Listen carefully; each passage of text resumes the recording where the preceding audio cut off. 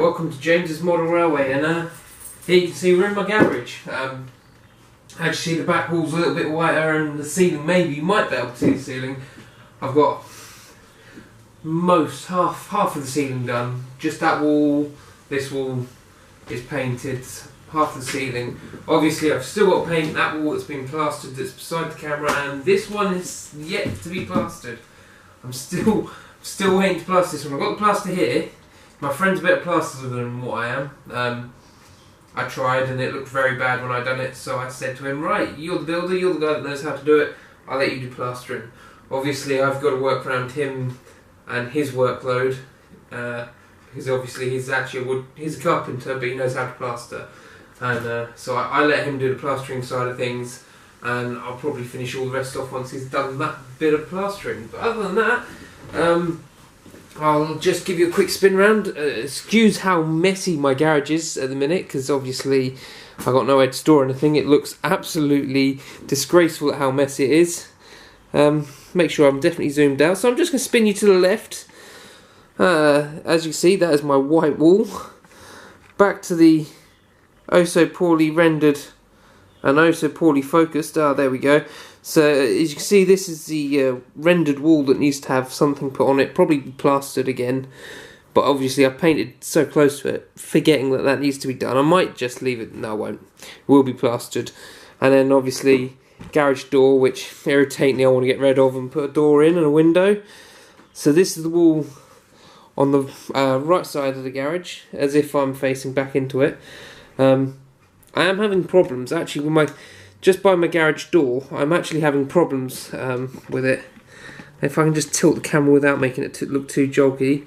As you can see, I'm having a few problems with the garage door with moisture getting in. I'm not sure on how I'm going to fix this. If any of you guys have any ideas, I'm welcome to listen and probably take some of them on.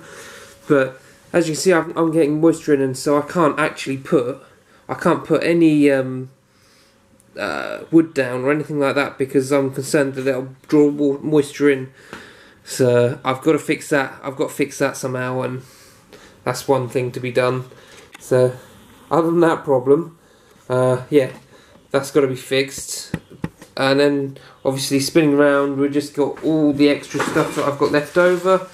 So the extra plasterboard, so much wood, but I'm sure that can go in something. There's that wall that needs to be plasterboarded. This wall needs to be done. And then once plastered, once that's plastered, I can then paint over that, make that look pretty. And then we're back into the normal garage, back into the garage, and hopefully, this is just a September update. I haven't really had much to do with September, because most of September, oh, I might have just broken something. Most of September I spent planning, well not planning, but getting prepared for my wedding on the 23rd of September. I got married to my beautiful wife now, and yeah, that took most of September up for me. So I haven't really done much. Obviously, I let my friend plaster this garage whilst I was busy doing other things, and he got most of it done. Just that one wall was hard to do because there was a lot of things laying against it, and he couldn't do it. So he was waiting for me to move everything, which I have now. He's now got clear wall to go against. So once that wall's done, I'm going to place some wood casually against this big long bit of wall here. I think I'm doing it at 3.5 feet, because that should give me enough height to put another layer, another level underneath to work with. So 3.5 feet will be the baseboard main layout, and then underneath there'll be a fiddle yard. It'll either be a single track fiddle yard, not single track, but a single section of fiddle yard, or it might have a loop. I don't know yet. But I've been watching Western Centurion. I've been getting a lot of ideas from him at the minute. Watch his videos all the time. If anyone has any ideas or anything that they need help with, always watch his videos, because they're really quite good for information. And if you watch, you can see things that you could take on. So like at the minute he's doing a riser. He's done it in I think he said third radius. I've just watched a video, so I should really know all about it. He's done it in third radius, and he's got larger garage than what I have. His one's wider and probably a little bit longer than mine, because I'm 16 by 9, should be 9 foot, 16 by 9, and I'm using the whole length, but I don't know if I'm using the whole width yet. That's I've got to decide that one on my wife, because obviously my wife wants to have this in here, and she wants a tumble dryer, which at the moment I'm trying to work on getting the tumble dryer out in the summer house and putting this in the summer house or in a shed, because as much as we need another fridge freezer, we don't use it very often.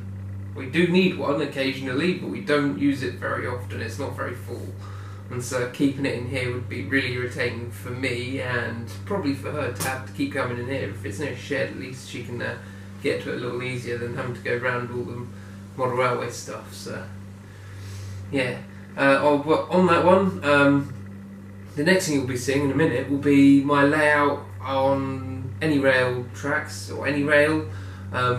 That'll be the next voice you hear from. That'll be me on any rail, and that's from my computer. That's just me talking about my layout and probably going through how things are. So I will catch you guys on the next one. This has been the September update, and the September update recorded on the 2nd of October. So hopefully at the end of October, the beginning of November, I'll have another update for you guys. Hopefully I'll have something here, maybe, touch wood, I'll have something about for you guys. I really hope that I get something done. So thank you for watching, thank you for all the people that subscribed, and thank you for all the comments and likes. If you liked the video, remember to give us a thumbs up or a like in the bottom corner there, and don't forget, if you liked the video and you want to come back and see more of my stuff, don't forget to hit the red button on the subscribe. So catch you guys later. Model Railway, see you later, guys. Here you can see what I've been up to. When I'm not in the garage plastering, I'm on my computer, usually playing about with this, having a little bit of fun. This is what I've got so far for my layout. It's not actually, this is just a rough idea of what I'm planning on doing. It's not, it could all change, so this is what I'm thinking at the moment. Up here, this line up here that comes down and onto this line, and hopefully it'll come down here and there'll be a station around here. That'll be a branch line, just a short little branch line run. Then I have obviously my main lines, my two main lines that branch off into a station area. That's the main station. So you'll have your main line. You got your main line station. You've got I wouldn't know what to call this. Like a shunt through, so you can uncouple your engine, back it up, get it on the turntable, spin it round, and then back it up back onto the rake of coaches. So you've got your little thing there for your station. Obviously another branch line stop here for it if you wanted to be a branch line stop. I might have a siding in here just to make it like a depot yard. It depends on how well these two main lines can come back down on themselves and turn around this corner here, because in this area here I'm hoping to have a helix upwards or a helix downwards. Either or, it's either going to go up or down, one or the other. If it goes up higher, I'm going to have a higher level layout that's just going to be like a one main line loop that'll just loop, and then when it has to come back down, it'll have to back down the helix. I'm not 100% sure yet, but that's what I've got here for the moment on that. I am going to put a fiddle yard underneath this bit here that'll have to come up, somewhere near this or underneath this. Haven't quite worked that out yet. So like this branch line that I've got here could disappear, just because of the idea of getting a line up from my from underneath. But at the moment, this is all experimenting. This will be a loop, but with a bit of an end-to-end in it, really. So it's going to be a prototype between a loop and an end-to-end layout. So it'll be interesting to see how well it works. It'd be good if it works really well. But yeah, it's a see how you go type thing, and this may even be just a run-through line here that'll hit the station and then carry on round like a mainline station. I don't know, but this is going to be a terminus station. That's what it was. That's what mine was thinking. Terminus station here, and then maybe down here. This might be a straight through, but it's all in the working at the minute and all in the plans. So don't want to make it too difficult for myself at the minute. I'm just kind of looking about and seeing what I can do. Obviously some parts of my layout, like this one here, is the code 100 point, but I'm running on most other things I'm running code 75.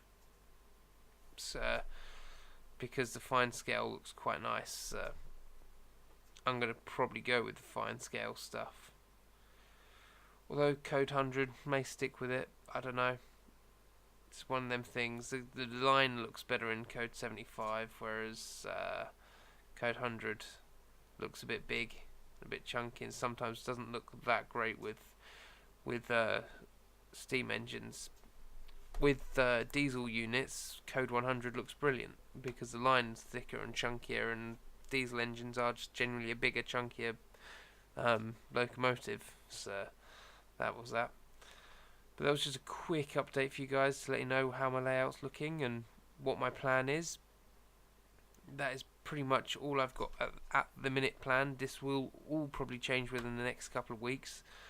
Hopefully in a few months' time, maybe sometime in hopefully just after September, maybe 2 weeks after September, I may have some baseboard being put up. So I'll have a video on that, and then hopefully after that the first bits of track should be coming in, so that would be really good actually to have some track go down once we've got some baseboard in. So we're looking good. Just under a year of having a house, I may end up having some baseboard down and some track down. So smiles there, and hopefully guys, I'll catch you on the next video, and give us a thumbs up if you liked the video.